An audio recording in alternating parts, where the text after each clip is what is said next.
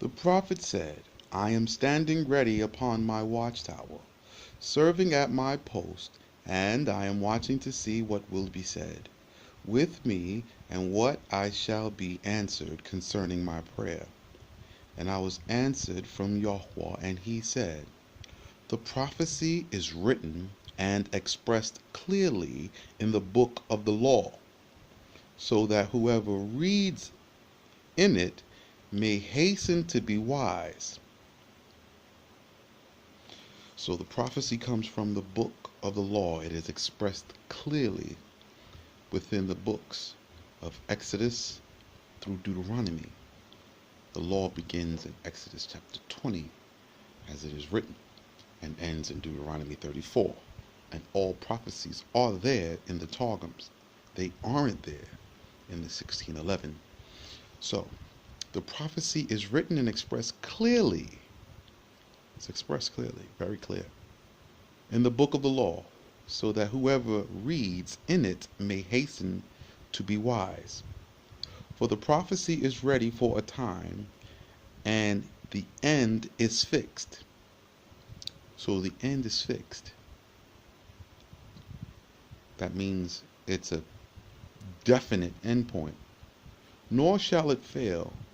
If there is delay in the matter, wait for it shall come in its time, and it shall not be deferred. Behold, the wicked think that all these things are not so. So, the wicked do not believe that the time is fixed. You see? And they think that the prophecy will fail, but that's not so. But the righteous shall live by the truth of them. And moreover, the man who is proud in his wickedness is like one led astray by wine, and he will not live, because he enlarges his appetite like Sheol. Sheol, like hell. And like death, he is not satisfied, but gathers to himself all the nations, and brings all the kingdoms near to himself.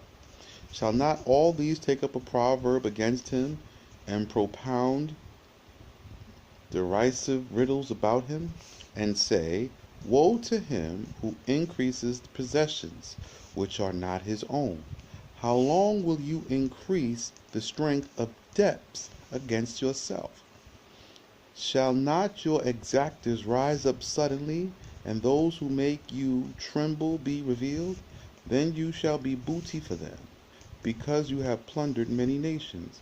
All the remnant of the tribes shall plunder you, on account of men's blood and the violation of the land of Israel. The city of Jerusalem, and all who dwell in it. Woe to him who forcibly amasses evil gain for his house, so as to set his dwelling on high. To be saved from the power of evil, you have counseled shame to your own house. You have plundered many nations and sinned against yourself. For the stone cries out from the wall against him who takes it by force, and the splinter from the midst of the beam answers it.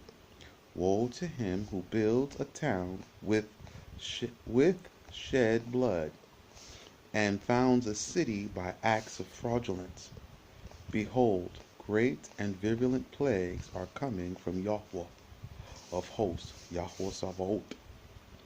And fire shall consume the labor of the nations, and the kingdoms shall weary themselves in vain, for the earth will be filled, so as to know the fear of Yahweh as the waters which cover the sea. Woe to him who gives friend to drink and pours out in anger, so that he may drink and become intoxicated, and his shame be revealed. You are sated with shame rather than honor. Drink you also, and uncover yourself, the cup of malediction, the cup of wrath, malediction. From Yahweh will turn back upon you, and shame shall come upon your glory. For the violence done to the sanctuary will cover you, and the spoiling of its people will destroy you, on account of men's bloods and the violation of the land of Israel, the city of Jerusalem. They're not two different things, they're one and the same.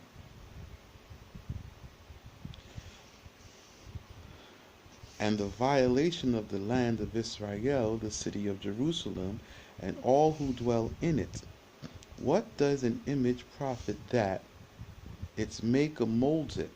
A molten image and an idol of deceit, that the heart of its maker trusts in it, so as to make idols in which there is no profit. So make idols in which there is no profit. It doesn't profit you nothing. Woe to him who says to an image of wood, arise, and to an idol of stone, rouse yourself. But it's silent and dumb. He calls out, behold, the covers it. He calls out, behold, he covers it with gold and silver, and there is no breath at all within it. But Yahweh, who has chosen to make his Shekinah dwell in his holy temple, all the idols of the earth shall perish before him.